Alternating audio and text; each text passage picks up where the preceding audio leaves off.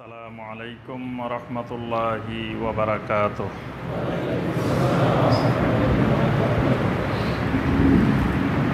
ইন্নাল হামদালিল্লাহ নাহমাদুহু ওয়া নাস্তাঈনুহু ওয়া নাস্তাগফিরুহু ওয়া নাউযু বিল্লাহি মিন শুরুরি আনফুসিনা ওয়া মিন সাইয়্যাতি আ'মালিনা।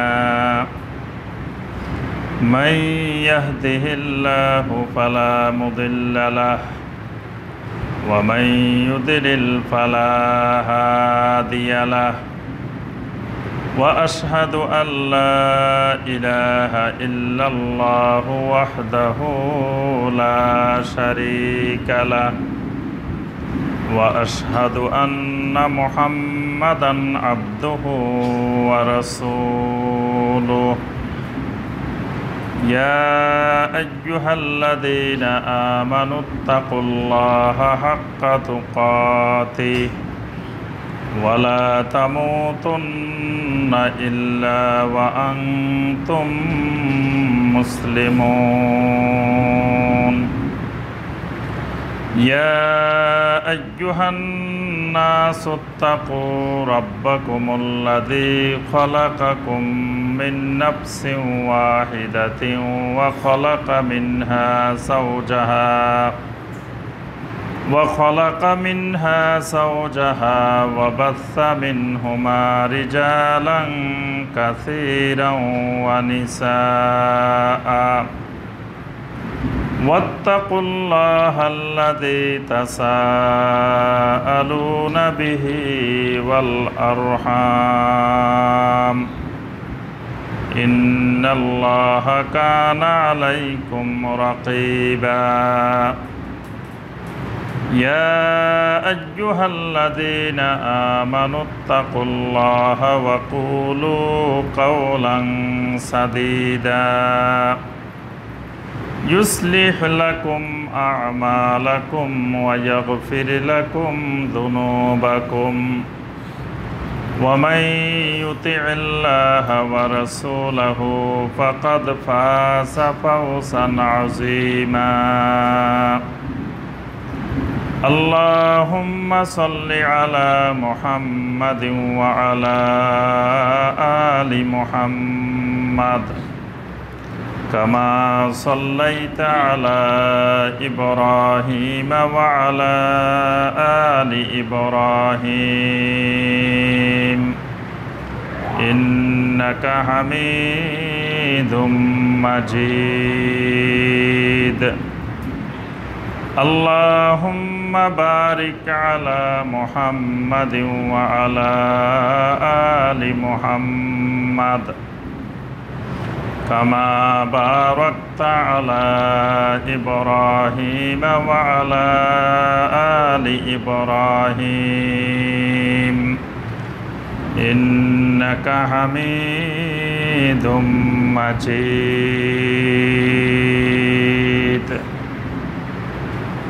সম্মানিত উলামায়ে কেরাম,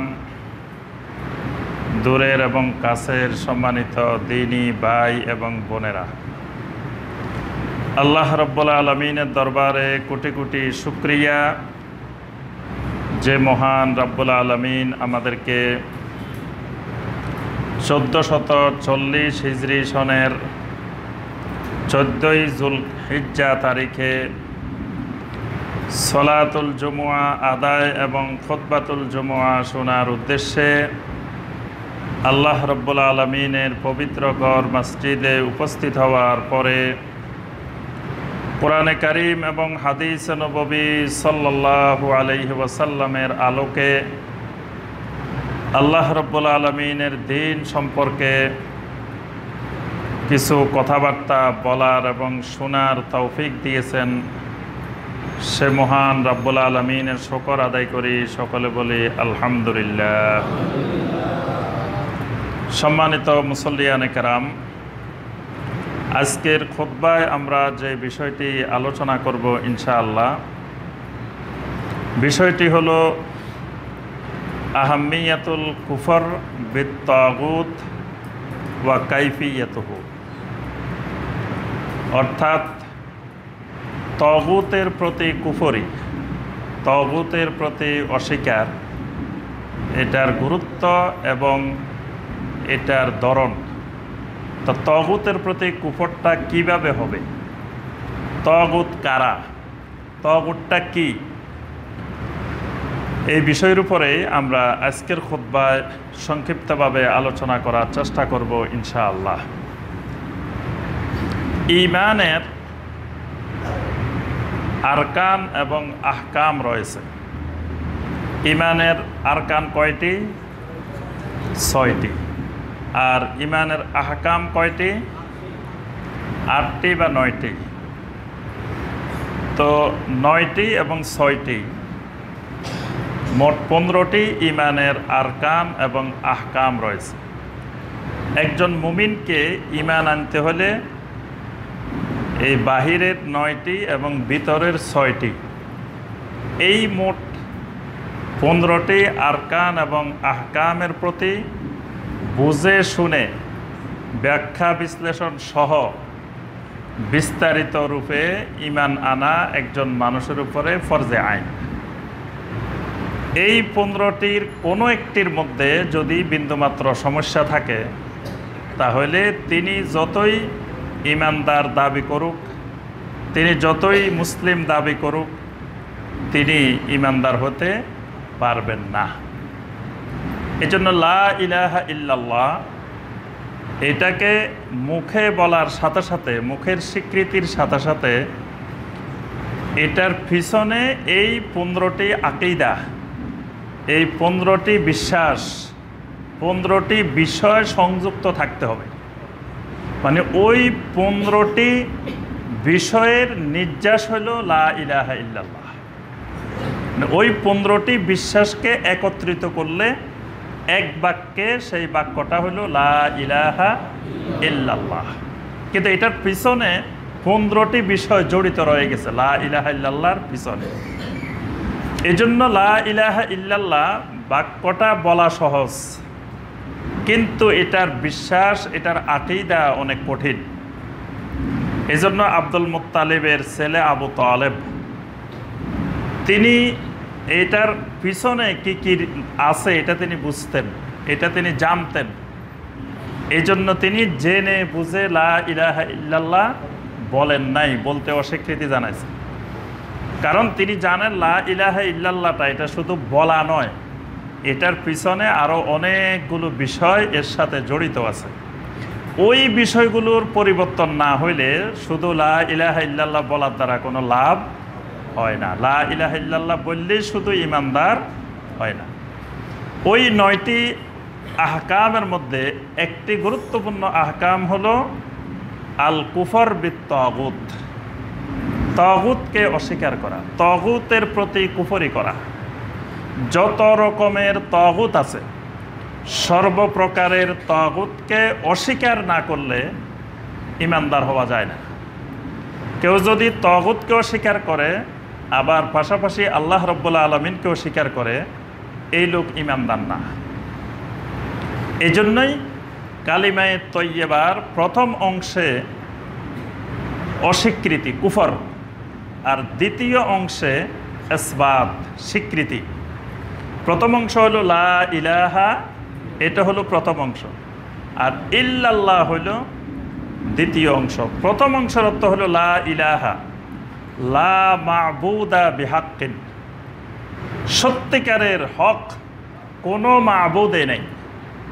অর্থাৎ সমস্ত মা'বুদকে অস্বীকার করা, সমস্ত মা'বুদের প্রতি কুফরি করা। ইল্লাল্লাহ, একমাত্র একজন হক মা'বুদ আছেন, তিনি হলেন আল্লাহ। এই বিশ্বাসটার নাম ঈমান। তাহলে প্রথম অংশে সমস্ত তাগুতকে অস্বীকার করতে হয়, সমস্ত তাগুতকে একেবারে না করে দিতে হয়, লা বলে দিতে হয়, যে কোনো মা'বুদ সত্যিকারের হক একজনও নাই, শুধুমাত্র ইল্লাল্লাহ, আল্লাহ রাব্বুল আলামিন ছাড়া। এই জন্য ঈমানের প্রথম অংশ হলো আল কুফর বিত তাগুত, দ্বিতীয় অংশ হলো ওয়া ইউমিন বিল্লাহ, আল্লাহর উপরে ঈমান। এই দুইটা মিলে পরিপূর্ণ ঈমান হয়। কেউ যদি শুধু ইল্লাল্লাহর উপরে ঈমান আনে, লা ইলাহার উপরে ঈমান আনলো না, তাহলেও সে ঈমানদার না। আবার আরেকজন শুধু লা ইলাহার উপরে ঈমান আনছে, ইল্লাল্লাহর উপরে ঈমান আনা নেই, তাও এই ব্যক্তি ঈমানদার হতে পারে না। আল্লাহ পাক কোরআনে কারিমে অসংখ্য আয়াতে কারিমায় এই কুফর বিত তাগুত, তাগুতের প্রতি কুফরি করার সম্পর্কে আল্লাহ পাক অসংখ্য আয়াতে কারিমায় বর্ণনা করেছেন। আমরা সেখান থেকে কয়েকটি আয়াত প্রথমে আমরা তুলে ধরব। এগুলাতে আল্লাহ পাক তাগুতের প্রতি কুফরি করার জন্য আল্লাহ পাক নির্দেশ দিয়েছেন। সূরা আল বাকারার 256 নম্বর আয়াত, আল্লাহ সুবহানাহু ওয়া তাআলা বলেন, ফামান ইয়াকফুর বিত-তাগুতি ওয়া ইউমিন বিল্লাহি ফাকাদ ইসতামসাকা বিল উরওয়াতিল ওয়াসকা লা ইনফিসামা লাহা ওয়াল্লাহু সামিউন আলিম। আল্লাহ রাব্বুল আলামিন বলেন, ফামান ইয়াকফুর বিত-তাগুত, যে ব্যক্তি তাগুতের প্রতি কুফরি করবে, তাগুতকে অস্বীকার করবে, ওয়া ইউমিন বিল্লাহি, এরপরে আল্লাহ রাব্বুল আলামিনের উপরে ঈমান আনবে। প্রথম করবে ইয়াকফুর বিত-তাগুত, তাগুত অস্বীকার করবে, তাগুতের প্রতি কুফরি করবে, তারপরে ওয়া ইউমিন বিল্লাহ, আল্লাহর উপরে ঈমান আনবে।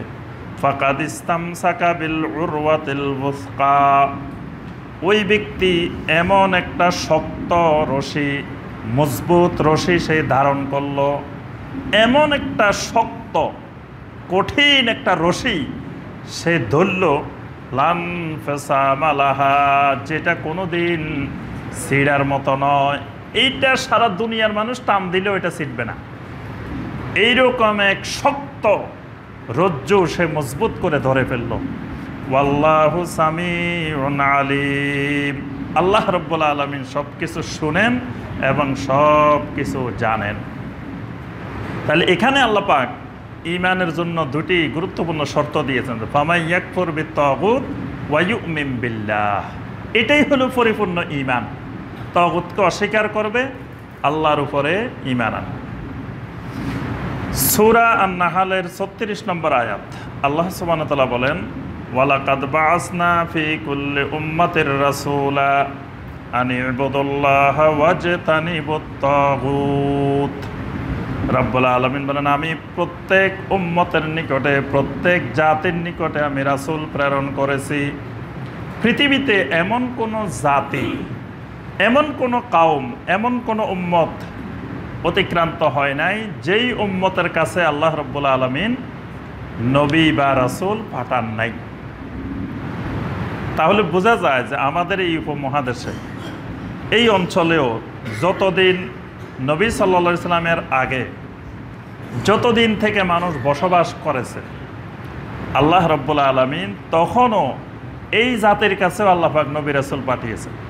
কারণ নবী রাসূল ছাড়া পৃথিবীতে কোনো উম্মত, কোনো জাতি অতিক্রান্ত হয়নি। আর নবী রাসূলদের নাম আল্লাহ পাক সবার নাম বর্ণনা করেন নাই। কোরআনে কারিমে অল্প কয়েকজন নবী রাসূলের নাম আল্লাহ রাব্বুল আলামিন বর্ণনা করেছেন, কিন্তু নবী রাসূলের সংখ্যা ছিল অগণিত, অসংখ্য। তা আল্লাহ পাক বলতেছেন, আমি প্রত্যেক উম্মার কাছে, প্রত্যেক জাতির কাছে আমি রাসূল পাঠিয়েছি। আর আমার রাসূলেরা মানুষকে গিয়ে যে মূল দাওয়াতটা দিতেন সেটা ছিল আনি ইবুদুল্লাহা ওয়াজতানিবুত তাগুত, তোমরা আল্লাহর গোলামি করো, একমাত্র ইবাদত করো আল্লাহর। ওয়াজতানিবুত তাগুত, আর তাগুত পরিহার করো, তাগুত ছেড়ে দাও, তাগুত থেকে দূরে থাকো, তাগুত থেকে সতর্ক থাকো। এই দুইটা দাওয়াতকে একত্রিত করে আম্বিয়া আলাইহিমুস সালাম দাওয়াত দিতেন। তাহলে নবীওয়ালা দাওয়াত হইল যে আনি ইবুদুল্লাহা ওয়াজতানিবুত তাগুত, নবীওয়ালা দাওয়াত, সমস্ত নবীদের দাওয়াত। আল্লাহ পাক বলতেছেন, একজন নবীও এর বাহিরে দুনিয়াবাসীকে দাওয়াত দেন নাই। প্রত্যেক নবী এই দাওয়াতটা দিচ্ছেন। সেটা কি? আনি ইবুদুল্লাহা ওয়াজতানিবুত তাগুত, যে আল্লাহর গোলামি করো, আল্লাহর ইবাদত করো একমাত্র, আর খবরদার তাগুত পরিহার করো, তাগুত ছেড়ে দাও। তাহলে কেউ যদি শুধু মানুষকে আল্লাহর ইবাদতের দাওয়াত দেয়, এটা নবীওয়ালা দাওয়াত না। আবার কেউ যদি একমাত্র তাওহীদুল ইবাদার দাওয়াত না দিয়ে একমাত্র আল্লাহর ইবাদতের দাওয়াত নিয়ে শুধু তাগুত ছাড়ার দাওয়াত দেয়, এটাও নবীওয়ালা দাওয়াত না। এই দুইটা অংশ মিলেই হলো নবীওয়ালা দাওয়াত। আম্বিয়া আলাইহিমুসসালাম মানুষকে একমাত্র আল্লাহর ইবাদত করার, আল্লাহর গোলামি করার যেমন দাওয়াত দিতেন, সাথে সাথে মানুষকে বলে দিতেন খবরদার ওয়াজতানিবুত তাগুত, তাগুত পরিহার করো। এখন নবী রাসূলেরা যখন তাগুত পরিহার করার দাওয়াত দিতেন, এখন তাগুতেরা তখন নবী রাসূলদের বিরুদ্ধে লেগে পড়তেন। এজন্য পৃথিবীতে এমন কোনো নবী রাসূল অতিবাহিত হন নাই যার পিছনে তাগুতেরা লাগে নাই।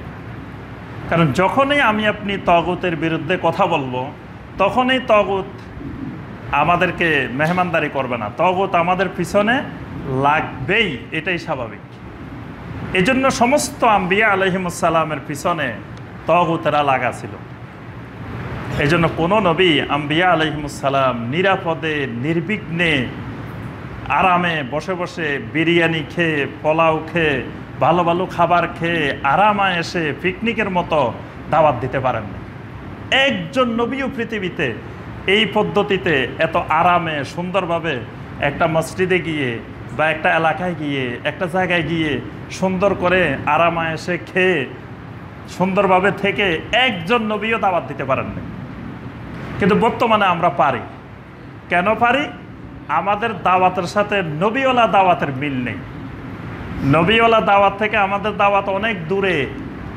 আমরা নিজেরা গবেষণা করে কিছু এমন সুন্দর সুন্দর পদ্ধতি বানাই নিছি যে এই সুন্দর পদ্ধতিতে দাওয়াত দিলে কোনো মানুষের মনে কষ্ট যাবে না, তাগুত আমার প্রতি অসন্তুষ্ট হবে না, তাগুত আমাকে আরও এলাকায় গেলে তাগুতেরা আনিয়ে বিরিয়ানি পোলাও বাসা থেকে রান্না করে এনে আরও খাওয়াবে।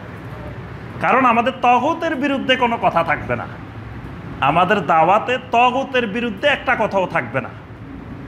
এমনকি আমরা লক্ষ লক্ষ মানুষের জমায়েত করি, যেখানেও তাগুতের বিরুদ্ধে একটা কথা বলা হয় না। তাহলে তাগুত তো আমাদেরকে সর্বপ্রকার সহযোগিতা করবে।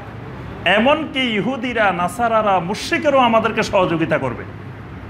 কারণ এইরকম কোটি মানুষ একত্রিত হইলেও ইহুদিদের কোনো অসুবিধা নাই, নাসারাদের কোনো অসুবিধা নাই, মুশরিকদের কোনো অসুবিধা নাই, তাগুতদের কোনো অসুবিধা নাই। তো তারা তো এইরকম মুসলমানে চায় যে যেই মুসলিম আমাদের কোনো অসুবিধা হয় না, নিরাপদে নির্বিঘ্নে তারা শুধু আল্লাহ আল্লাহ করে মসজিদের ভিতরে থাকে, এইরকম মুসলিমে তো দরকার তাদের। এজন্য নবীওয়ালা দাওয়াত থেকে সরে গেছি আমি, এটা বোঝার তখনই উপায় যে যখন দেখব যে আমার বিরুদ্ধে কেউ নাই, তাগুতেরা আমার পক্ষে, তাগুত আমাকে সহযোগিতা করে, তাগুত আমাকে সম্মান করে, তাহলে বুঝতে হবে আমার দাওয়াতের সাথে নবীওয়ালা দাওয়াতের মিল নাই। এই জন্য আল্লাহ রাব্বুল আলামিন এই সূরা আন-নাহলের ৩৬ নম্বর আয়াতে আল্লাহ পাক এই কথাটা বলে দিয়েছেন যে আমি প্রত্যেক উম্মতের কাছে রাসূল পাঠিয়েছি, আর প্রত্যেক রাসূল এই দাওয়াত দিয়েছেন যে আনি ইবাদুল্লাহ ওয়াজতানিবুত তাগুত, আল্লাহর ইবাদত করো আর তাগুত ছাড়ো। আজকে তাগুত না বোঝার কারণে নবীওয়ালা দাওয়াতের নামে দেখা যায় মসজিদে মসজিদে ঈমান আমলের দাওয়াত চলে। যিনি দাওয়াত দিচ্ছেন উনি নিজেই তাগুত, যিনি মানুষকে ঈমান আমলের দিকে ডাকতেছেন উনি নিজেই তাগুত, এবং সার্বক্ষণিক তাগুতের পিছনে তাগুতের অনুসরণ করে যাচ্ছেন। কিন্তু তিনি বুঝতেছেন না যে তাগুত কি জিনিস, উনি তাগুতেই বুঝে না। তাগুত না বোঝার কারণে ৩০ বছর ঈমানের মেহনত করছে, ৪০ বছর মেহনত করছে, তারপরে যদি জিজ্ঞাসা করি যে ভাই তাগুত কি জিনিস, তাগুত কারা, তখন বলতে পারে না। কারণ ওই ঈমানের মেহনতে তাগুত শেখানো হয় না, তাগুত সম্পর্কে কোনো এলেমও দেওয়া হয় না, কোনো জ্ঞানও দেওয়া হয় না। দেখা গেছে ৩০-৪০ বছর ঈমানের মেহনত করে নিজেই তাগুত হয়ে বসে আছে, তাগুতের অনুসারী হয়ে বসে আছে, কারণ তাগুত বুঝে না। অথচ ঈমানের একটা গুরুত্বপূর্ণ শর্ত হইল আল কুফর বিত তাগুত, তাগুত অস্বীকার করা, তাগুত থেকে দূরে থাকা।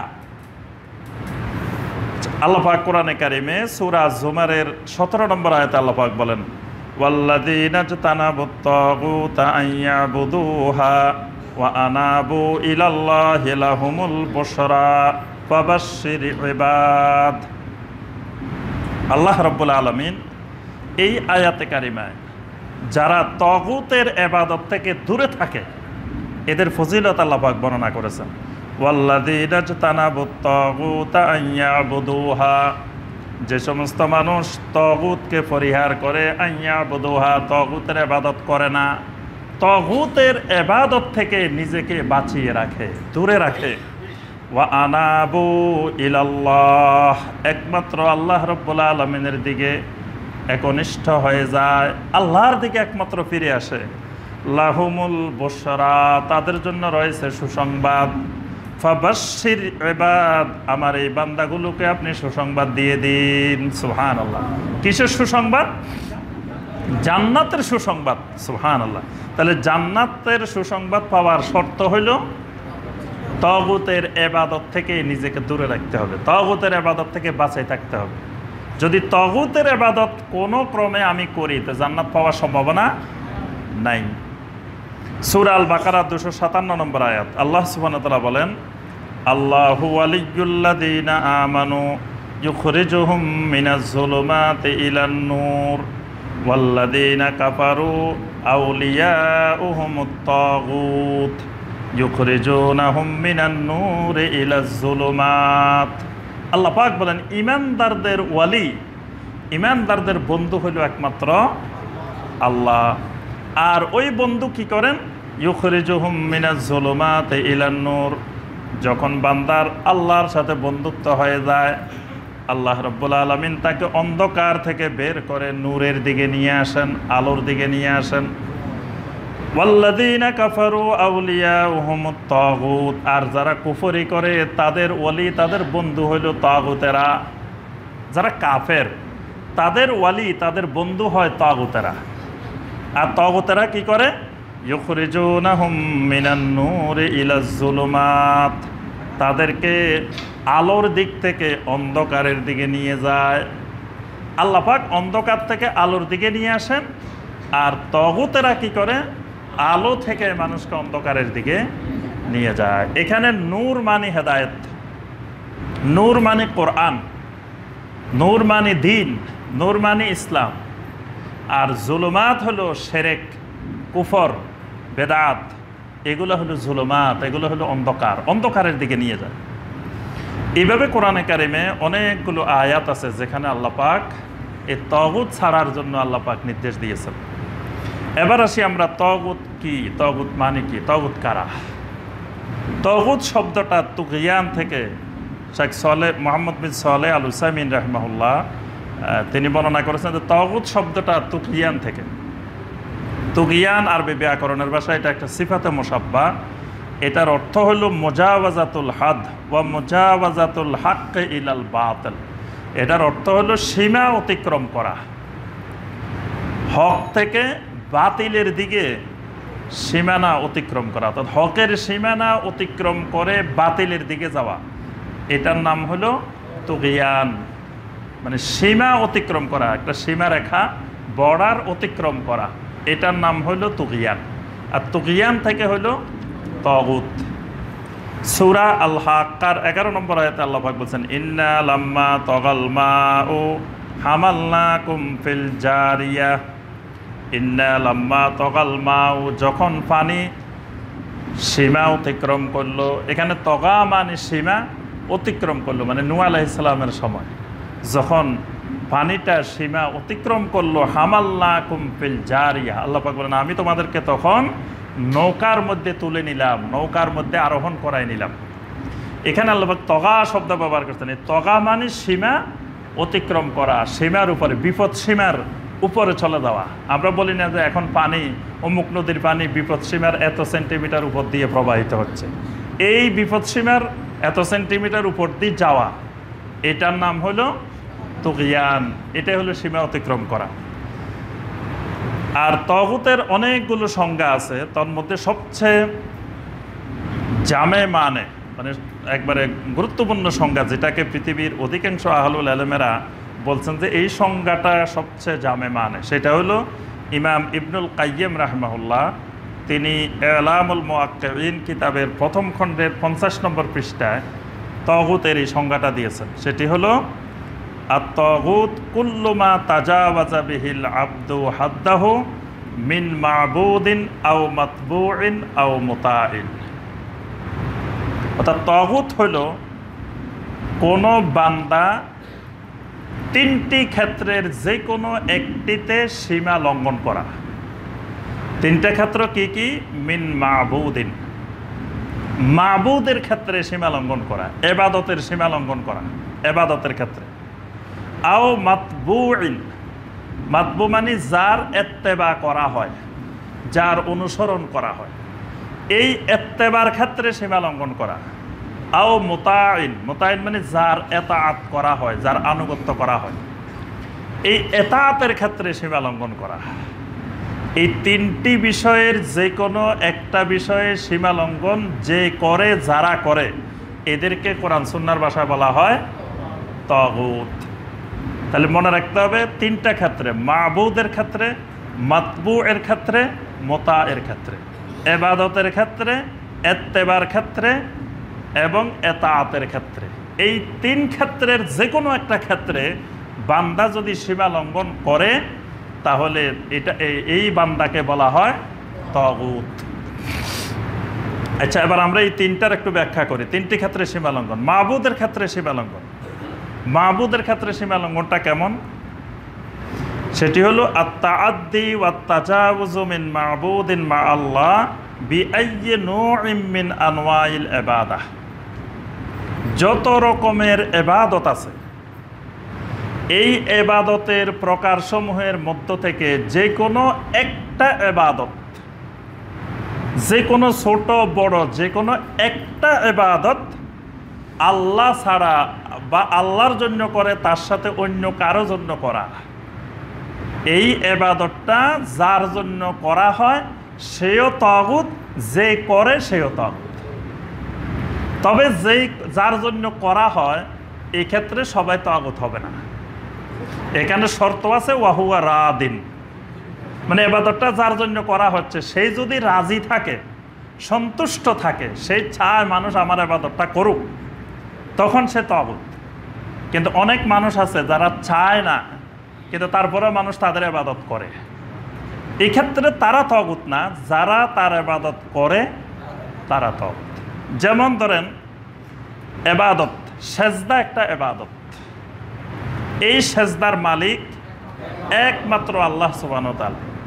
এখন কোনো ব্যক্তি এই ইবাদতটা জীবিত বা মৃত কোনো মানুষের সামনে গিয়ে সেজদা করল, কোনো জীবিত পীর সাহেব পাইল, ভালো একজন আলেম পাইল, তাকে গিয়ে সেজদা করে দিল, তাহলে যাকে সেজদা করছে উনি যদি এই ক্ষেত্রে খুশি, আমাকে সেজদা করতেছে, উনি খুশি, তাহলে উনিও তাগুত।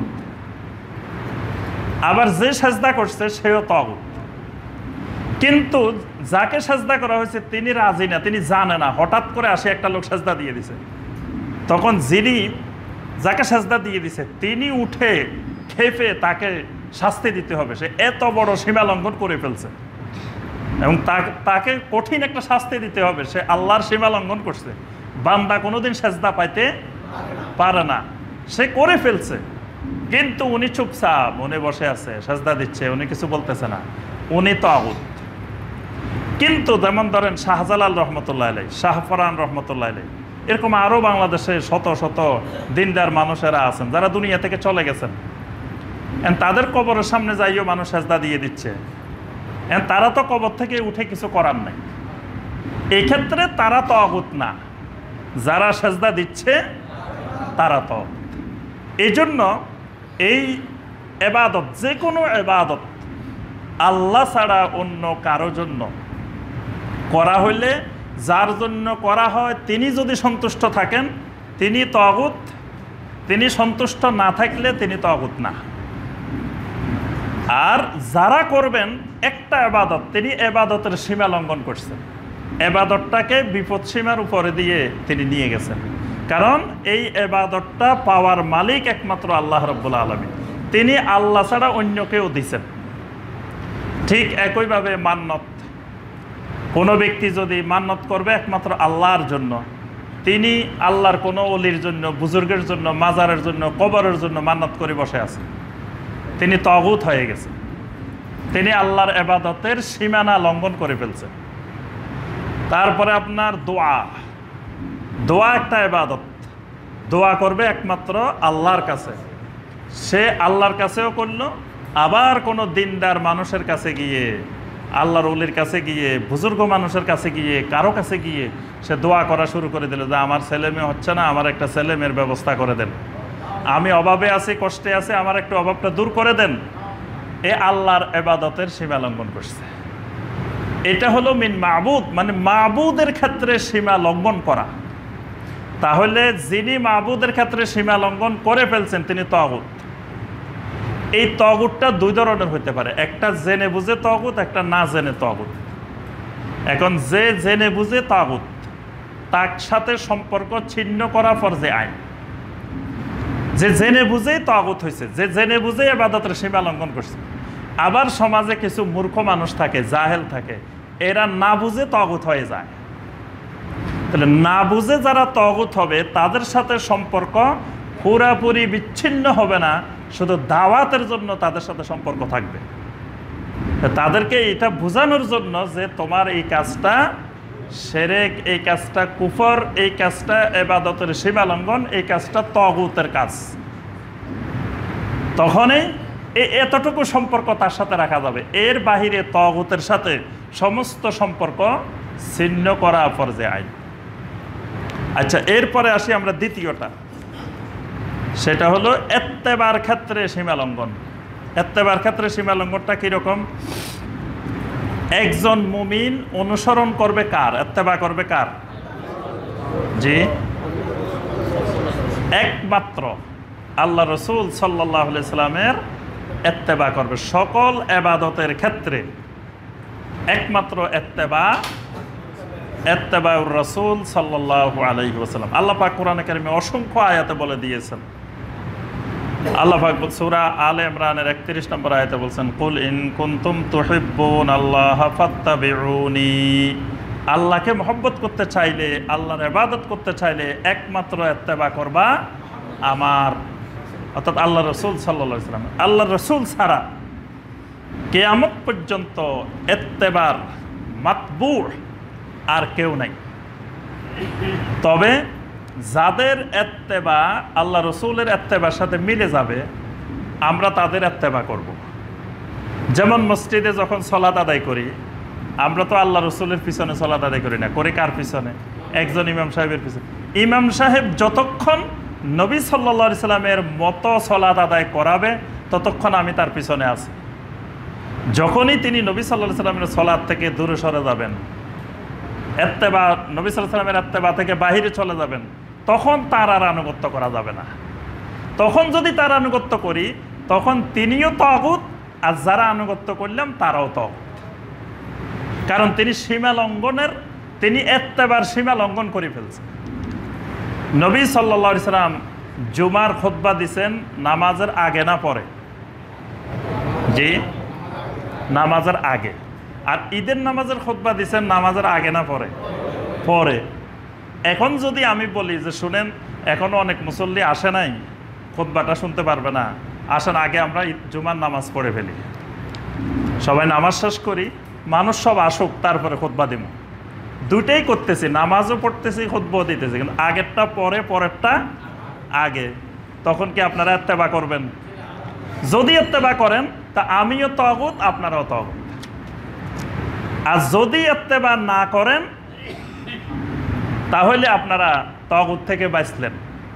এবং ইমাম যদি কয় যে না আমি দিমু, আপনারা পড়লে পড়েন, না পড়লে না, ওই ইমামকে আপনি মসজিদ থেকে পিটাই তাগুত বাহির করা ফরজ। কারণ উনি আল্লাহ রসুল সাল্লাল্লাহু আলাইহি সাল্লামের ইত্তেবা থেকে দূরে সরে গেছে, ইত্তেবার সীমা লঙ্ঘন করছে। এইভাবে প্রত্যেকটা ইবাদতের ক্ষেত্রে ইত্তেবার সীমা লঙ্ঘন করলে এটার নাম তাগুত। এজন্য তাগুত বলা হয় উলামা উসু, উলামায়ে সুদেরকে তাগুত বলা হয়। আদ-দাঈনা ইলাল কুফরে ওয়াদ দালালে ওয়াল বিদআতে। যে সমস্ত উলামা মানুষকে কুফরির দিকে ডাকে, গুমরাহির দিকে ডাকে, শিরকের দিকে ডাকে, বেদাতের দিকে ডাকে, এরা তাগুত। কিন্তু আমরা মনে করি এরা আল্লাহর ওলি। মানে তাগুত না বোঝার কারণে আমাদের সমাজে অনেক ওলামারা আমাদেরকে শিরকের দিকে ডাকতেছে, বেদাতের দিকে ডাকতেছে, অসংখ্য দলালাতের দিকে ডাকতেছে, আর আমরা মনে করতেছি এরা আল্লাহর ওলি, অথচ এরা তাগুত। আমরা তাগুতে বুঝি নাই। কারণ কিয়ামত পর্যন্ত কোনো তরিকা বানানোর অধিকার কারো নাই। ইবাদতের তরিকা একমাত্র মুহাম্মদ রাসূলুল্লাহ সাল্লাল্লাহু আলাইহি সাল্লামের তরিকা, অথচ আমাদের এই দেশে 126 তরিকা আছে, এবং 126 তরিকার অনুসরণ করে করে মানুষ আরো বলতেছে আল্লাহর ওলি হয়ে যাইতেছে। কিভাবে তাগুতিপনা চলতেছে, মানে অথচ আল্লাহ রসুল সাল্লাল্লাহু আলাইহি সাল্লামের তরিকার বাহিরে গিয়ে কোনো ব্যক্তি কিয়ামত পর্যন্ত আল্লাহর ওলি হতে পারে না। অথচ বায়াত নেওয়া হচ্ছে, মাই বায়াত করতা হো, তরিকায় সিস্তিয়া আছে, তরিকায় নকশবন্দি আছে, তরিকায় কাদেরিয়া আছে, অমুক অমুক তরিকা 126টা। আস্তাগফিরুল্লাহ। একজন মুমিন ঈমান আনার পরে বায়াত হবে, মাই বায়াত করতা হো তরিকায় মুহাম্মদ রাসূলুল্লাহ সাল্লাল্লাহু আলাইহি সাল্লাম। এর বাহিরে তরিকায় আবু বকরের উপরেও যদি আপনি বায়াত করেন তাগুত হয়ে যাবে। তরিকায় ওমরিয়া, তরিকায় ওসমানিয়া, তরিকায় আলিয়া, তরিকায় ইবনে আব্বাসিয়া, তরিকায় ইবনে ওমরিয়া, এরকম তরিকার নাম শুনছেন? তাহলে রাসূলুল্লাহ সাল্লাল্লাহু আলাইহি সাল্লামের পরে সাহাবাই কেরাম, তাবেঈনে কেরাম, তাবেঈনে কেরাম কোনো তরিকার আবিষ্কার করেন নাই। যারা তরিকার আবিষ্কার করে এবং মানুষকে ওই তরিকার দিকে ডাকে, এরা তাগুত। এই জন্য কেউ কেউ বলেন যে আমাদের এই তরিকা হলো একটা সিলেবাস, মাদ্রাসা সিলেবাসের মতো। মাদ্রাসা আমরা বিভিন্ন ধরনের সিলেবাস বানাই না, এই সিলেবাসে আর তরিকা বেশ কম আছে। সিলেবাস হলো মাদ্রাসায় একটা সাবজেক্ট শেখার জন্য 10টা বই আছে বাজারে, আমি সেখান থেকে একটা বই এখানে পাঠ্যসূচি করলাম, সিলেবাস করলাম, এটার নাম সিলেবাস করা। কিন্তু ইবাদতের তরিকা 10টা নাই যে আমি ওখান থেকে বাছাই করি একটা ঠিক করবো। ইবাদতের তরিকা তো একটাই, এখানে আর সিলেবাস করার সুযোগ কোথায়? এখানে কিয়ামত পর্যন্ত কারো কোনো সিলেবাস কারিকুলাম বানানোর সুযোগ নাই। একমাত্র মুহাম্মদ রাসূলুল্লাহ সাল্লাল্লাহু আলাইহি সাল্লামের ইত্তেবা তরিকা, এটাই কিয়ামত পর্যন্ত থাকবে। এর বাহিরে গিয়ে কেউ যদি তরিকা বানায়, যেমন ধরেন কেউ কেউ আবার এরকম বলে যে আল্লাহ রসুল সাল্লাল্লাহু আলাইহি সাল্লাম তো ধরেন 10টা জিকিরের কথা বলছেন সারাদিন, তা আমি তো 10টা করতে পারি না, এজন্য আমি একটু এই তরিকায় একটা জিকিরকে আমি নির্দিষ্ট করলাম। এটা তো অসুবিধা কি? এটা তো অসুবিধা আছে। আল্লাহ রসুল সাল্লাল্লাহু আলাইহি সাল্লাম যেখানে নির্দিষ্ট করেন নাই, অন্য কারো কিয়ামত পর্যন্ত ওই জিকিরটাকে নির্দিষ্ট করার অধিকার নাই। আল্লাহ রসুল উন্মুক্ত রাখছেন, কিয়ামত পর্যন্ত এটা উন্মুক্ত থাকবে। আর যেগুলো নির্দিষ্ট, ওগুলো নবী সাল্লাল্লাহু আলাইহি সাল্লাম নির্দিষ্ট করে দিয়েছেন। সকালবেলা 100 বার বলছেন সুবহানাল্লাহি ওয়া বিহামদিহি, সন্ধ্যা 100 বার, এটা আল্লাহ রসুল সাল্লাল্লাহু আলাইহি সাল্লাম নির্দিষ্ট করে দিয়েছেন। সুতরাং এটা সুবহানাল্লাহি ওয়া বিহামদিহির সাথে সুবহানাল্লাহিল আজিমও লাগানো যাবে না। আবার যেটা নবী সাল্লাল্লাহু আলাইহি সাল্লাম নির্দিষ্ট করেন নাই, সেটা বলছেন যে 2টা কালেমা আছে আল্লাহর কাছে খুবই পছন্দের, খুব মহব্বতের, মিজানে দিলে খুব ভারী এবং বলতে খুব সহজ, সুবহানাল্লাহি ওয়া বিহামদিহি সুবহানাল্লাহিল আযীম। এটার কোনো সময়ক্ষণ নির্ধারণ করা হয় নাই। এটা 24 ঘন্টা যে সময় পারে সে সময়। আমি যদি বলি যে না এইভাবে তো হয় না, আমি আপনাদেরকে একটা সিলেবাস বানাই দিই যে সকালবেলায় অমুক টাইমে সুবহানাল্লাহি ওয়া বিহামদিহি সুবহানাল্লাহিল আযীম পড়বেন, অমুক টাইমে এটা বানাবেন, আপনার একটা ওজিফা বানাই দিলাম। এই ওজিফা, এই সিলেবাস বানানোর অধিকার কিয়ামত পর্যন্ত কারো নাই। যেটাকে রাসূলুল্লাহ সাল্লাল্লাহু আলাইহি ওয়াসাল্লাম উন্মুক্ত রাখছেন, এটা উন্মুক্ত থাকবে। যেটাকে নির্দিষ্ট করেছেন, এটা কিয়ামত পর্যন্ত নির্দিষ্ট থাকবে। তাহলে এই ইত্তেবার ক্ষেত্রে সীমা লঙ্ঘন করা, এটা হলো তাগুত। 3 নম্বর হলো তাজাউজুল হাদ মিন এতাআতের ক্ষেত্রে, অনুসরণের ক্ষেত্রে, আনুগত্যের ক্ষেত্রে সীমা লঙ্ঘন করা। আনুগত্যের ক্ষেত্রে কেমন? আল্লাহ সুবহানাহু ওয়া তাআলা একটা জিনিসকে হালাল করছেন, একজন আসে এটাকে হারাম করে দিল, আর আমরা মেনে নিলাম। এই মেনে নেওয়া মানে যিনি হারাম করছেন হালালকে, উনিও তাগুত, যারা মেনে নিছি তারাও তাগুত। হারামকে হালাল করা, হালালকে হারাম করা। যেমন আল্লাহ পাক সুদকে হারাম করছেন, এই ব্যাপারে কোনো সন্দেহ আছে? এখন দেখা যায় অনেকে সুদকে হালাল বানানোর বিভিন্ন কৌশল খুঁজে। রাসূল সাল্লাল্লাহু আলাইহি সাল্লামের যুগের সুদ আর এখনকার যুগের সুদে বেশ কম আছে, দুইটা এক রকমের সুদ না, সুতরাং এই যুগের সুদ অসুবিধা নেই, নাউযুবিল্লাহ। আচ্ছা, কেউ কেউ কয় ব্যাংকের সুদ খাওয়া যায়, অন্য সুদ খাওয়া যায় না, ব্যাংকের সুদ অসুবিধা নেই। তারপরে কেউ কেউ কয় ইসলামী ব্যাংকে আর সাধারণ ব্যাংকে কোনো পার্থক্য নাই, কেউ এমনি খায় কেউ এমনি খায়। আচ্ছা, বিভিন্ন কৌশলে বিভিন্ন পদ্ধতিতে উনি বুঝাইতে চায় যে এই সুদ খাইলে কোনো অসুবিধা নাই। তাহলে আল্লাহর হারাম করা জিনিসকে হালাল বানাইলো, যিনি এটাকে বৈধ বানানোর চেষ্টা করলো বিভিন্ন কৌশলে, বিভিন্ন ব্যাখ্যা দিয়ে, বিভিন্ন যুক্তি দিয়ে, তিনি হারামকে হালাল বানানোর চেষ্টা করলো। তিনি নিজে তাগুত, যারা তার এই ব্যাখ্যা মেনে নিল তারাও তাগুত, তারা তাগুতের অনুসারী। এইভাবে একটা না, অসংখ্য হালাল এবং হারাম আছে। আল্লাহ পাকের কোরআনে কারিমে অসংখ্য বিচারের আইন কানুনের বিধিবিধান আছে। এখন যিনি বিচার করতেছেন, ফয়সালা দিচ্ছেন, তিনি কোরআনের আইনকে এক পাশে রেখে উনি উনার নিজস্ব আইন দিয়ে, নিজস্ব মতবাদ দিয়ে উনি বিচার করে দিচ্ছেন। এখানে হারামকে হালাল বানানো হলো, হালালকে হারাম বানানো হলো। যিনি বিচার করতেছেন তিনিও তাগুত, যারা আমরা তার অনুসারী, তার এই বিচারকে সমর্থন দিচ্ছি তারাও তাগুত। এটা হলো এতাআতের ক্ষেত্রে তাগুত। আচ্ছা, এবার আসি আমরা তাগুত কয় প্রকার। তাগুত হলো 3 প্রকার। তাগুত অসংখ্য প্রকার আছে, তবে এই 3 প্রকারের ভিতরে সব তাগুত অন্তর্ভুক্ত হয়ে যাবে। 1 নম্বর তাগুত হলো আত-তাগুত ফিল হুকমে, বিচারের ক্ষেত্রে তাগুত, ফয়সালার ক্ষেত্রে তাগুত। আরেকটা হলো আত-তাগুত ফিল ইবাদা, ইবাদতের ক্ষেত্রে তাগুত।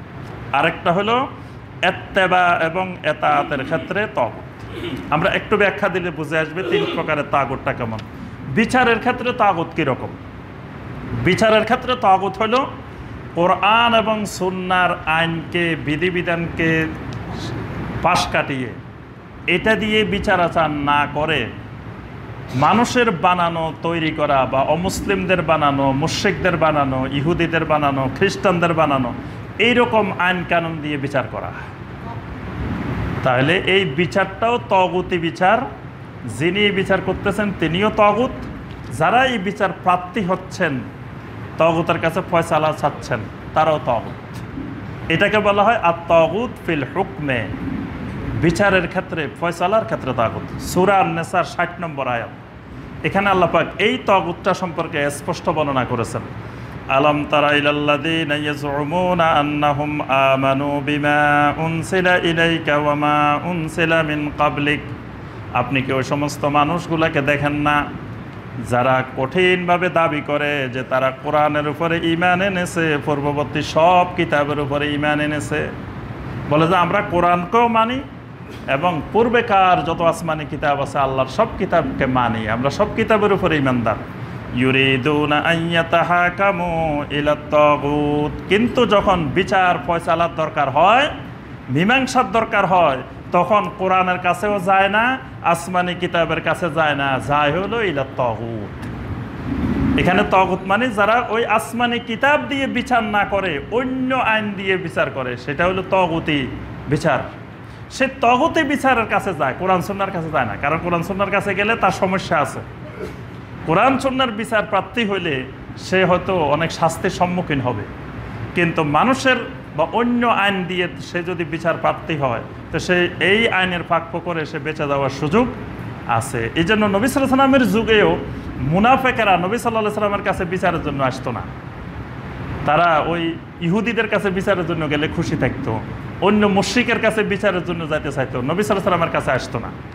তা আল্লাহ পাক বলেন যে এদেরকে কি আপনি দেখেন না, যারা দাবি করে কোরআনের উপরে ঈমানদার, দাবি করে কোরআন হক কিতাব, সত্য কিতাব, কোরআনের সব ঠিক আছে, কোরআনে কোনো ভুল নাই, এগুলো সব স্বীকার করে মানে, কিন্তু বিচারের সময় কোরআনের কাছে যায় না। কয় না এটা দিয়ে বিচার হবে না, এটা ধর্মীয় কিতাব, নাউযুবিল্লাহ। কয় এটা শুধু তেলাওয়াত করার জন্য, এটা তো বরকত লাভ করার জন্য, এটার বিচার আচারের ক্ষেত্রে এটা টেনে আনা যাবে না। আল্লাহ পাক বলেন এরা দুটাকে আলাদা করে নেয়।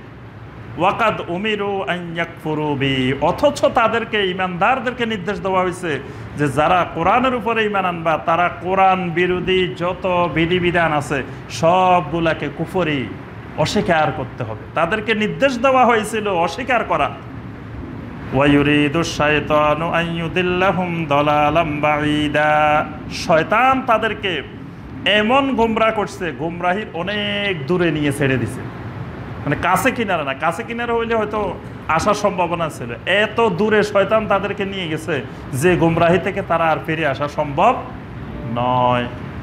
এই তাগুতটাকে বলা হয় আত-তাগুত ফিল হুকমে, বিচারের ক্ষেত্রে, ফয়সালার ক্ষেত্রে। এটা ব্যক্তিগত ক্ষেত্রে, পারিবারিক ক্ষেত্রেও, পরিবারে, সমাজে, রাষ্ট্রে, সব জায়গায় যখনই কোরআন সুন্নাহর বাহিরে কোনো ফয়সালা দেওয়া হবে, যিনি দিবেন তিনিও তাগুত, যারা সেটা প্রার্থী হবে তারাও তাগুত, যারা মেনে নেবে তারাও তাগুত। আচ্ছা, 2 নম্বর আত-তাগুত ফিল ইবাদাহ, ইবাদতের ক্ষেত্রে তাগুত।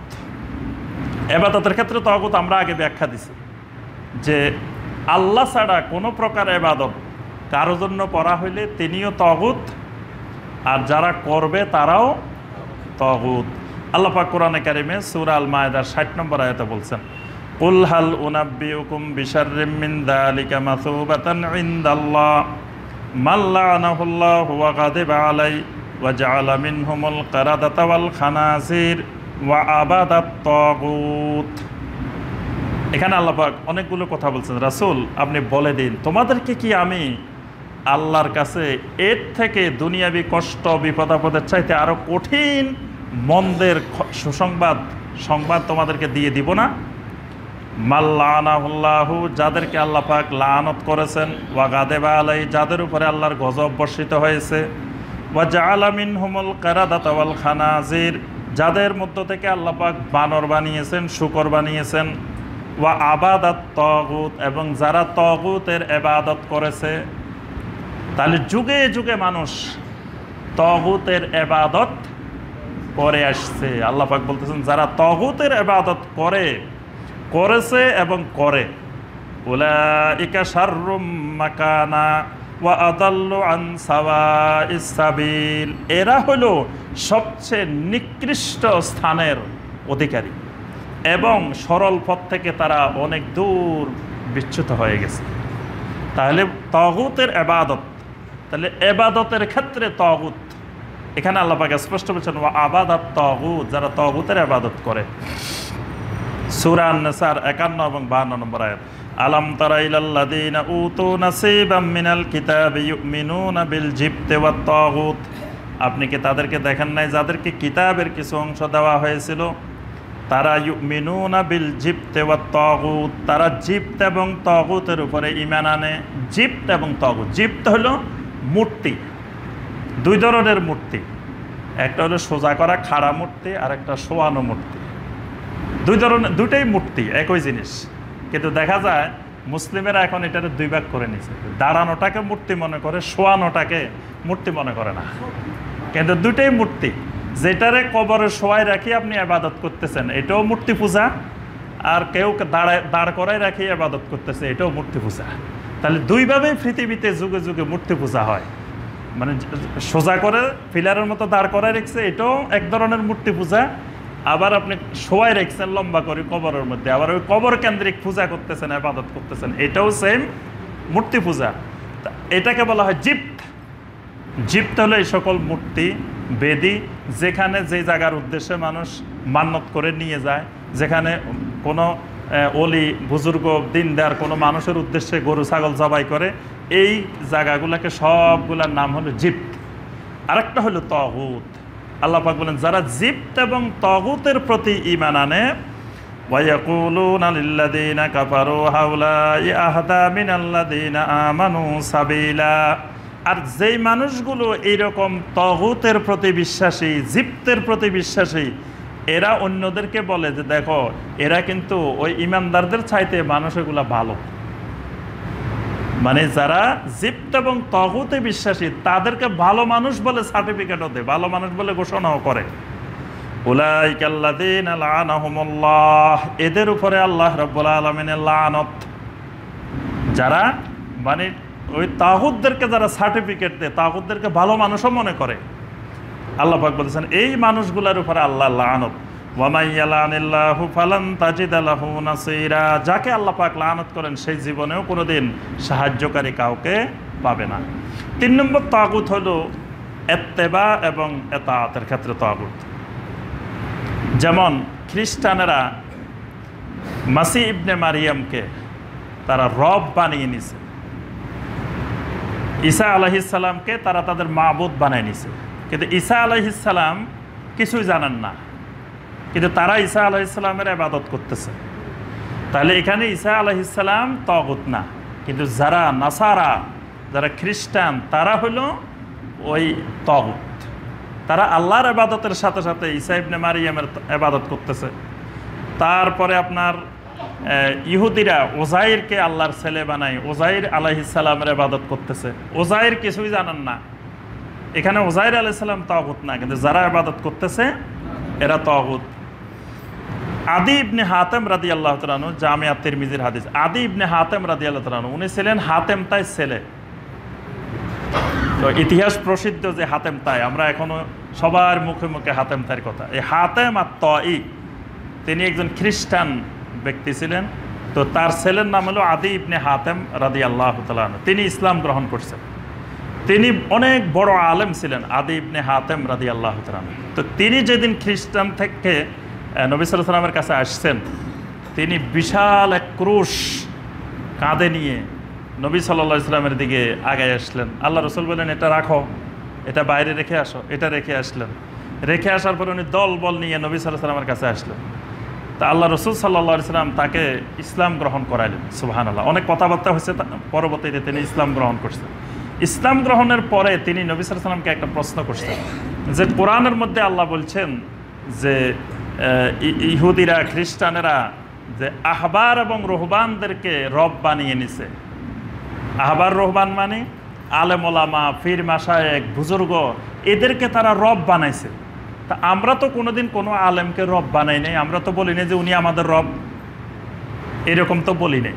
আমরা ওস্তাদ মনে করতাম, আমরা তার থেকে বিভিন্ন দিন শিখতাম, আমরা তরিকা শিখতাম, মারেফত শিখতাম, কিন্তু আমরা তো কোনোদিন রব বলি নাই তারে। কিন্তু আল্লাহ বলছেন তারা রব বানাইছে। তখন আল্লাহ রাসূল সাল্লাল্লাহু আলাইহি ওয়াসাল্লাম তাকে বললেন, শোনো, তারা যেটাকে তোমাদের জন্য হালাল বলতো, তোমরা সেটাকে হালাল মনে করতা না? হ্যাঁ, মনে করতাম। তারা যেটাকে হারাম বলতো, তোমরা সেটাকে হারাম মনে করতা না? হ্যাঁ, করতাম। তোমরা কি কখনো দলিল যাচাই বাছাই করছো? তো একজন আলেম তোমার হালাল বলছে, তুমি হালাল, একজন হারাম বলছে, বাস হারাম, তো সেই তো তোমার রব হয়ে গেছে। কারণ তোমাকে খুঁজে দেখতে হবে যে আসলে আমার আল্লাহ এটা হালাল করছে কিনা নাকি হারাম করছে। এজন্য বাজারে গেছো গরু কিনতে, গাই গরু কিনবা, বলদ গরু গাই কই দিয়ে দিছে, তুমি আলহামদুলিল্লাহ কই নিয়ে আসছো, এরকম আনা যাবে না। তুমি একটু লেজ উল্টায় দেখতে হইব, এটা বলদ না এটা গাবি না এটা কি গরু, দেখে শুনে তো আনতে হবে। তোমাকে একজন বলছে যে এটা হালাল, তুমি কোনো প্রকারের যাচাই বাছাই বিহীন এটাকে হালাল মনে করছো, তার অর্থ হলো তাকে তুমি রব বানাই নিছো। এইভাবে তোমরা তোমাদের আলেম ওলামা, পীর মাশায়েখদেরকে রব বানাইছো, আহবার রহবানদেরকে রব বানাইছে। তখন আদি ইবনে হাতেম রাদিয়াল্লাহু তাআলা বলেন, হ্যাঁ ঠিক কথা বলছেন, আমরা এরকমই করছি। ঠিক আল্লাহ পাক এই কথাগুলো এই জন্য বর্ণনা করছেন যে এই উম্মতের মধ্যেও এক সময় আহবার রহবানেরা, আলেম ওলামারা, বড় বড় আলেম ওলামা মাশায়েখ, পীর মাশায়েখ রব হয়ে বসে যাবে, নিজেরা তরিকা বানাবে। আবার কয় দলিল কিসের? দলিল চাইলে বাঁশ দিয়ে পিটাইবা। হ্যাঁ, কোনো দলিল নাই, আমরা নিজেরাই দলিল। এত বড় বুজুর্গ, এত বড় হুজুর বলতেছি, এর থেকে আর দলিল কিসের? হ্যাঁ, অথচ ইবাদতটা হলো তাওয়াক্কুফিয়া। তাওয়াক্কুফিয়া মানে ওই যে ট্রাফিক মোড আছে না, ট্রাফিক মোড, এটাকে আরবিতে বলা হয় তাওয়াক্কুফ। মানে আপনি যেই রাস্তা, 4 রাস্তার মোড, গাড়ি নিয়ে গেছেন, চলে যেতে পারবেন না, এখানে দাঁড়াইতে হবে, আপনাকে স্টপ করতেই হবে। দাঁড়াইবেন, দাঁড়ায় আপনাকে দেখতে হবে বাতি কোনটা জ্বলতেছে, লালটা না সবুজটা না হলুদটা। যদি গ্রিনটা পান, বাস বিসমিল্লাহ, আপনি চলে যান। কিন্তু দেখতেছেন লালটা জ্বলতেছে, বাস থেমে যান, আর যাওয়া যাবে। ইবাদতটা হলো এরকম, এটা তাওয়াক্কুফিয়া। মানে আপনি ইবাদতটা করার আগে থামি যাবেন, ওখানে থামি আপনাকে দেখতে হবে এখানে বাতি কোনটা, এখানে সবুজটা না হলুদটা না লালটা। যখন দেখবেন দলিল পাওয়া গেছে, কোরআনেরও দলিল আছে, সহিহ হাদিসের দলিল আছে, বাস আলহামদুলিল্লাহ, আপনি ইবাদত শুরু করে দিবেন। এটা গ্রিন সিগন্যাল পাওয়া গেছে। যখন দেখবেন না এটা কোরআনেও নাই, সহিহ কোনো হাদিসেও নাই, তাহলে যত বড় বুজুর্গই বলুক, যত বড় পীর সাহেব বলুক, যত বড় আলেম বলুক, যত বড় মুফতি সাহেব বলুক, আপনাকে থেমে যাইতে হবে। এটা তাওয়াক্কুফিয়া। এবাদত দলিলবিহীন করা যায় না। এবাদত নিজের মন গড়া ইচ্ছা মতো খুশি মতো মনে চাইলেও এবাদত করে দিলাম, এরকম এবাদত করা যায় না। এবাদতটা 100% তাওয়াক্কুফিয়া, মানে এটা দলিল নির্ভর, দলিলবিহীন কোনো এবাদত করা যায় না। যখনই আপনি দলিল ছাড়া কারো কথায় অন্ধভাবে শুরু করে দিচ্ছেন, তার অর্থ হইলেও আপনি তাকে রব বানাই ফেলছেন। এটাই আল্লাহ পাক কোরআনে কারিমে বলছেন, ইহুদি নাসারারা তাদের ওলামা মাশায়েখদেরকে এরকম রব বানাই ফেলছিল। আল্লাহর দিনকে এইভাবে তারা বিকৃতি করে ফেলছে।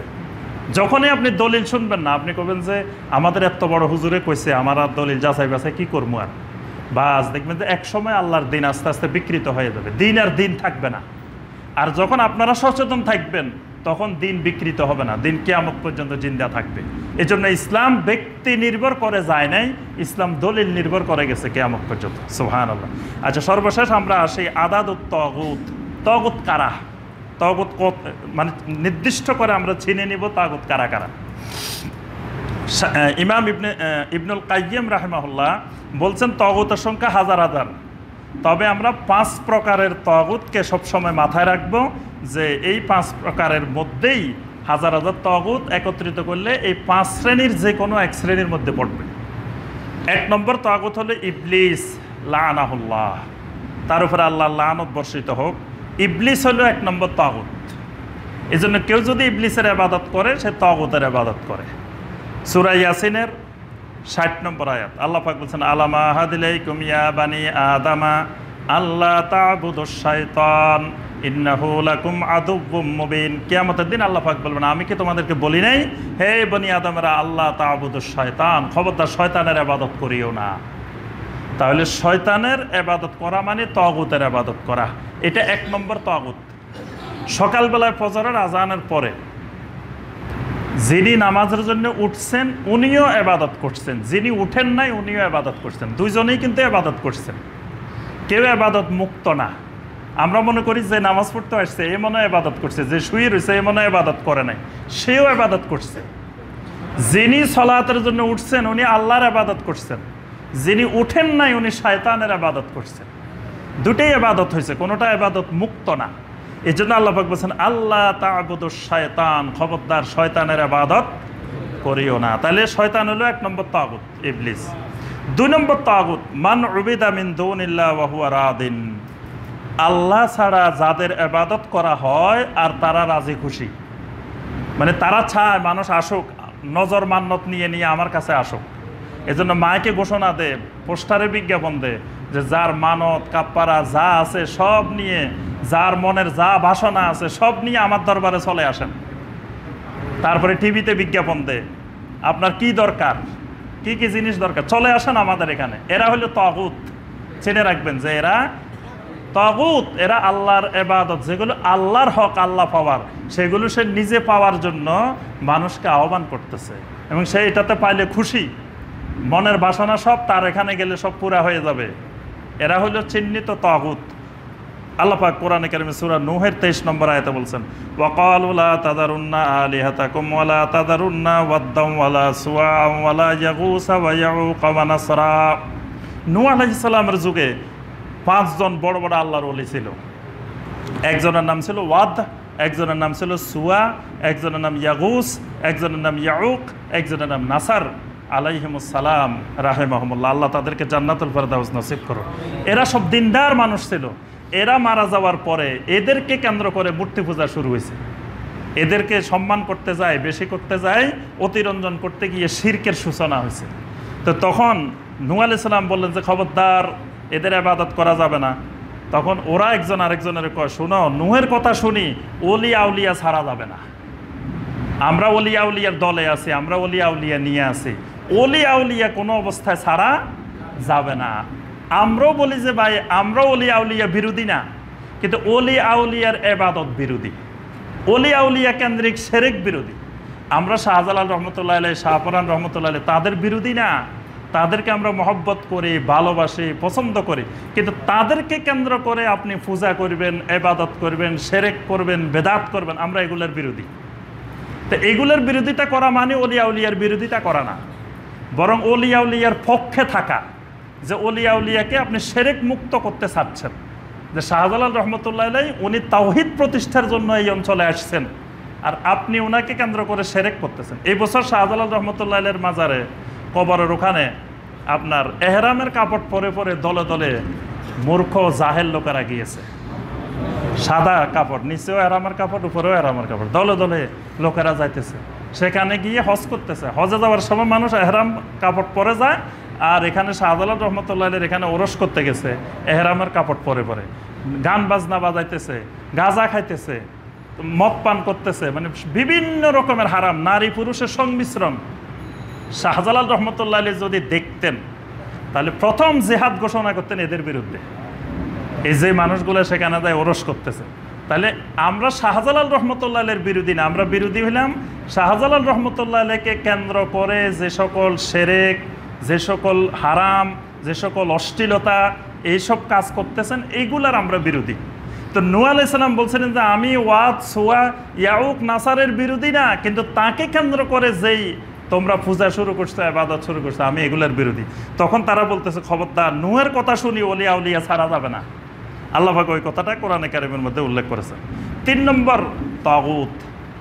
3 নম্বর তাগুত হলো মান দাআন নাস ইলা ইবাদাতি নাফসিহি, নিজে একটা ইবাদত বানায় আর মানুষকে ওই ইবাদতের দিকে ডাকে। শুনেন, আমি একটা তরিকা বানাইছি, একেবারে শর্টকাট, আপনি যদি জান্নাতে যেতে চান আমার এই তরিকায় আসেন।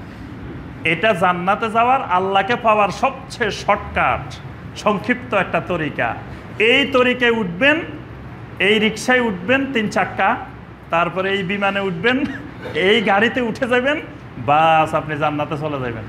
এরা তাগুত, যারা মানুষকে তরিকা বানায় এবং ওই তরিকার দিকে মানুষকে আহ্বান করে। এটা যে কোনো ধরনের তরিকা হোক, এটা আপনার জাতীয়তাবাদ, ধর্মনিরপেক্ষতাবাদ, তারপরে সমাজতন্ত্র, এই জাতীয় যত মতবাদ আছে এগুলো একটা তরিকা। এরকম তরিকা বানায় আর মানুষকে এই সকল তরিকার দিকে ডাকে। আবার কেউ কাদেরিয়া, চিশতিয়া, নকশবন্দিয়া, মুজাদ্দিদিয়া এইরকম নামে বানায়, বিভিন্ন আল্লাহর ওলিদেরকে, দিনদার মানুষকে কেন্দ্র করে সেদিকে মানুষকে ডাকে। এই জাতীয় যত রকমের ইবাদত নিজে তৈরি করে মানুষকে ডাকে যে আসেন, এটা আল্লাহরে পাওয়ার একবারে সহজ তরিকা। এরা হলো তাগুত। 4 নম্বর ওয়ামান ইদ্দাআ শাইয়ান মিন ইলমিল গায়েব, যারা ইলমে গায়েবের দাবি করে, বলে যে আমি সব জানি, আপনার মনে কি আছে আমি বলতে পারি। তাই যে লোক এই কথা বলবো এই লোক তাগুত, কারণ নবী সাল্লাল্লাহু আলাইহি ওয়াসাল্লাম কার মনে কি আছে এটা বলতে পারতেন না। এটা একমাত্র আল্লাহ ছাড়া ইলমে গায়েব আর কেউ জানেন না। তারপরে আমি ঘোষণা দিলাম যে শুনেন, আমি কিন্তু আল্লাহর ওলি হয়ে গেছি, আপনারা সবাই আমারে ধরেন, আল্লাহরে পাই যাবেন। আমি যে আল্লাহর ওলি হইলাম, এই ইলমে গায়েব আমি জানলাম কিভাবে? আমিও তাগুত, যিনি নিজেকে ওলি ঘোষণা দেয়।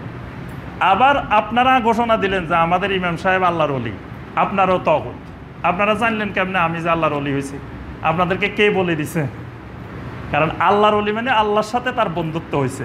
কারণ আল্লাহর সাথে বন্ধুত্ব হয়েছে এটা আল্লাহ জানে, আর এটা আল্লাহ সুবহানাহু ওয়া তাআলা একমাত্র জানেন আমার বন্ধুত্ব আল্লাহর সাথে হয়েছে কি হয় নাই। কারণ আল্লাহ তো আমার বন্ধুত্ব হইলেও আমাকে বলে দিবে না যে এই ডক্টর ইমাম হোসেন তোমার সাথে আমার কিন্তু বন্ধুত্ব হয়ে গেছে, এটা আল্লাহ বলবেন না। কেন? আল্লাহ মানুষের সাথে কথা বলেন না। আল্লাহ পাকের কথা বলার পদ্ধতি হইল ইল্লা ওয়াহিয়ান, ওহির মাধ্যমে আল্লাহ কথা বলেন। আউমি ওয়ারাই হিজাবিন আউ ইউরসিলু রাসূলান, আল্লাহ পাক রাসূল দূত পাঠান আল্লাহর পক্ষ থেকে। তারপরে পর্দার অন্তরাল থেকে, যেমন মুসা আলাইহিস সালামের সাথে আল্লাহ কথা বলছেন। তো নবী রাসূল ছাড়া দুনিয়ার কোনো মানুষের সাথে আল্লাহ কথা বলেন না। তাহলে তো আল্লাহ আমাকে বলে দিবেন না যে আমি আল্লাহর ওলি হয়েছি, আল্লাহর বন্ধু হয়ে গেছি। তাহলে আমি ঘোষণা দিলাম কিভাবে? তার অর্থ হলো আমি ইলমে গায়েবের দাবিদার, আমি তাগুত। আর আপনারা ঘোষণা দিলেন যে উনি আল্লাহর ওলি, আপনারাও তাগুত। আপনারা এই গায়েবের খবর জানলেন কেমনে? এটা জানার মাধ্যম কি? সোর্স কি?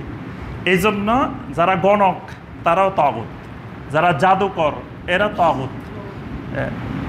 আচ্ছা, 5 নম্বর তাগুত হলো মান হাকামা বেগাইরে মা আনজালাল্লাহ, আল্লাহর কোরআন এবং নবী সাল্লাল্লাহু আলাইহি ওয়াসাল্লামের সুন্নাহকে বাদ দিয়ে যারা বিচার আচার ফয়সালা আইন প্রণয়ন করে, এরও আল্লাহর কোরআনের ভাষায় সুন্নাহর ভাষায় তাগুত। সূরা আল মাইদার 44 নম্বর আয়াতে আল্লাহ পাক বলেছেন ওয়া মান লাম ইয়াহকুম বিমা আনজালাল্লাহ ফাউলাইকা হুমুল কাফিরুন, যারা আল্লাহর আইন, আল্লাহর বিধান বাদ দিয়ে অন্য বিধান দিয়ে শাসন কার্য পরিচালনা করে, বিচার আচার ফয়সালা করে, তারা কাফের। এখানে কুফরি মুফাসসিরিন একরাম বলেন দুই ধরনের কুফরি আছে, একটা হলো কুফরে আকবার আর একটা কুফরে আসগর। কেউ যদি আল্লাহর বিধানকে আজকের জামানায় অকার্যকর মনে করে যে এটা 1400 বছর আগের নিয়ম কানুন আইন কানুন কোরআনে আসছে, এখন এটা আধুনিক যুগে এইসব আইন কানুন চলে না, এটা তাহলে তার কুফরে আকবার, মানে তার ইমান চলে গেছে, সে শেষ, সে জাহান্নামী সাব্যস্ত হয়ে গেছে, সে পুরা তাগুত। আরেক শ্রেণী আছে যারা হয়তো মনে করে যে না, কোরআনের সব আইন কানুন ঠিক আছে, এগুলোতে কোনো ভুল নাই, এগুলো নির্ভুল, এগুলো এই যুগেও চলে, তবে বিভিন্ন কারণে হয়তো আমরা এটা বাস্তবায়ন করতে পারতেছি না বা এটা চলতে এখন করতে পারতেছি না, এইরকম চিন্তা চেতনা বিশ্বাস, এটা কুফরে আসগর, এটাও কুফরি, কিন্তু এটা কুফরে আসগর, অর্থাৎ এটা থেকে তওবা করলে আল্লাহ পাক তাকে মাফ করে দিতে পারে। তওবা করতে হলে মানে তাকে এটা ছেড়ে চলে আসতে হবে, মানে আমি একটা প্রশাসনিক পদে আছি কিন্তু আমি আল্লাহর আইন বাস্তবায়ন করতে পারতেছি না, তখন আমি ওই পদ ছেড়ে চলে আসতে হবে, এটা হলো তওবা। পদেও আছি আবার আমি কই না আমি পারতেছি না, তো না পারলে আপনি থাকতে বলছে কে? আপনি থাকবেন না, আপনি চলে আসবেন, এটা হলো তওবা। এইভাবে যদি তওবা করে তাহলে কুফরে আসগর আল্লাহ পাক মাফ করবেন, কিন্তু কুফরে আকবর হলে ওইটা নতুন করে আবার ইমান না আনলে আল্লাহ পাক মাফ করবেন না এবং স্থায়ী জাহান্নামী হয়ে যাবে। আর আচ্ছা, সর্বশেষ কুফরের প্রতি অস্বীকৃতির তিনটা পন্থা, একটা হলো যার কোনো ক্ষমতায় নাই, কিছুই নাই, কিছু করার নাই, সমাজ তাগুত আর তাগুত, তাগুত আর তাগুত, চারিদিকে তাগুত, তখন সে তাগুতকে অন্তর থেকে অপছন্দ করবে, অন্তরে ঘৃণা করবে, তাগুতের সাথে সম্পর্ক বিচ্ছিন্ন রাখবে, সবসময় তাগুত থেকে মুক্তি পাওয়ার জন্য আল্লাহর কাছে দোয়া করবে। আর যেটা আল্লাহ রাসূল সাল্লাল্লাহু আলাইহি ওয়াসাল্লাম বলছেন যে ওয়াইল্লাম ইয়াস্তাতে পাবে কালবিহি ওয়াজালিকা আদাফুল ঈমান, এটা হলো একবার দুর্বল ইমানদারদের জন্য। আরেকটা হলো যদি সামর্থ্য থাকে জবান দিয়ে, মুখ দিয়ে এই প্রতিবাদ করতে হবে তাগুতের বিরুদ্ধে, যেমন আল্লাহ রাসূল সাল্লাল্লাহু আলাইহি ওয়াসাল্লামকে আল্লাহ বলেন কুলিয়া আইয়ুহাল কাফিরুন লা আ'বুদু মা তা'বুদুন, রাসূল আপনি বলে দিন হে কাফেররা লা আ'বুদু মা তা'বুদুন, অর্থাৎ তোমরা যে তাগুতের ইবাদত করো আমি সেই তাগুতের ইবাদত করি না, এগুলো নবী সাল্লাল্লাহু আলাইহি ওয়াসাল্লাম স্পষ্ট আল্লাহ বলছে ঘোষণা দেওয়ার জন্য। তাহলে যদি সক্ষমতা থাকে তাগুতের বিরুদ্ধে কথা বলতে হবে, জবান দিয়ে কথা বলতে হবে। ইব্রাহিম আলাইহিস সালাম ঘোষণা দিয়েছেন ইন্নানি বারাউম মিম্মা তা'বুদুন ওয়ামা আনা মিনাল মুশরিকিন, সরাসরি ঘোষণা দিচ্ছেন যে শোনো, আমি তোমরা যে সকল তাগুতের ইবাদত করো আমি এগুলা থেকে সম্পর্ক ছিন্ন করলাম, আমি এগুলা থেকে মুক্ত। আচ্ছা, যদি কারো হাতে ক্ষমতা থাকে, সামর্থ্য থাকে, তাহলে তাগুতকে উৎখাত করতে হবে, যদি ওই পরিমাণ সামর্থ্য কারোর মধ্যে থাকে। আল্লাহ রাসূল সাল্লাল্লাহু আলাইহি ওয়াসাল্লাম মক্কা বিজয়ের পরে তাগুত উৎখাত করছেন, এর আগ পর্যন্ত তাগুত উৎখাত করেন নাই। মক্কাতে 10 বছর ছিলেন, মক্কাতে 13 বছর ছিলেন, এই 13 বছর নবী সাল্লাল্লাহু আলাইহি ওয়াসাল্লাম সালাত আদায় করছেন, যদিও সালাত তখনও ফরজ হয় নাই, কিন্তু নবী সাল্লাল্লাহু আলাইহি ওয়াসাল্লাম সবসময় বাইতুল্লাহর সামনে সালাত আদায় করতেন, বিভিন্ন সালাত। সেই সালাত আদায় করছেন আল্লাহর ঘরে মূর্তি, 360টা মূর্তি, একটা মূর্তিকে সরান নাই, একটা মূর্তির উপরে আক্রমণও করেন নাই, এই মূর্তি নিয়ে সালাত আদায় করছেন আল্লাহর ঘরে মূর্তি। হিজরতের পরেও 8 বছর 8ম হিজরি পর্যন্ত এই মূর্তি সরান নাই। যখনই আল্লাহ সুবহানাহু ওয়া তাআলা নবী সাল্লাল্লাহু আলাইহি ওয়াসাল্লামকে মক্কা মুকাররমার খেলাফত, মক্কা মুকাররমার প্রশাসনিক দায়িত্ব আল্লাহ তার হাতে দিয়েছেন, তখনই তিনি বাইতুল্লাহর ভিতরে ঢুকে একে একে নিজে হাত দিয়ে লাঠি দিয়ে সব মূর্তি ভাঙতেছিলেন আর বলতেছিলেন ওয়াকুল জা আল হাক্কু ওয়া জাহাকাল বাতিল ইন্নাল বাতিলা কানা যাহুকা। তাহলে তাগুত সরাইতে হবে তখনই যখন আমার মধ্যে আল্লাহ পাক ওই সক্ষমতা দিবেন। এই জন্য ওই আমার সক্ষমতা নাই, কিছু নাই, মাঝখান দিয়ে যাই ওই ইয়ে আছে না আপনার কি কয় এগুলা বিমরুল আছে না, বাসা আপনি যাই ঢিল মারে দিলেন, এইরকম ঢিল মারা ইসলাম পছন্দ করে না, এইরকম করা যাবে না। আপনি তাগুতকে মেনে নিয়েই আপনাকে থাকতে হবে যতক্ষণ পর্যন্ত না আল্লাহ সুবহানাহু ওয়া তাআলা সামর্থ্যতা না দেন। আল্লাহ সুবহানাহু ওয়া তাআলা আমাদের সবাইকে তাগুতের প্রতি কুফরি এবং আল্লাহর প্রতি যথার্থ ঈমান আনার এবং তাগুত মুক্ত ঈমান আল্লাহ পাক আমাদেরকে আনার তৌফিক দান করুন। শিরক মুক্ত তাওহীদি ঈমান আল্লাহ পাক আমাদেরকে নসিব করুন। আমিন ইয়া রাব্বাল আলামিন। সুবহানাকা আল্লাহুম্মা বিহামদিকা আশহাদু আল্লা ইলাহা ইল্লা আনতা আস্তাগফিরুকা ওয়া আতুবু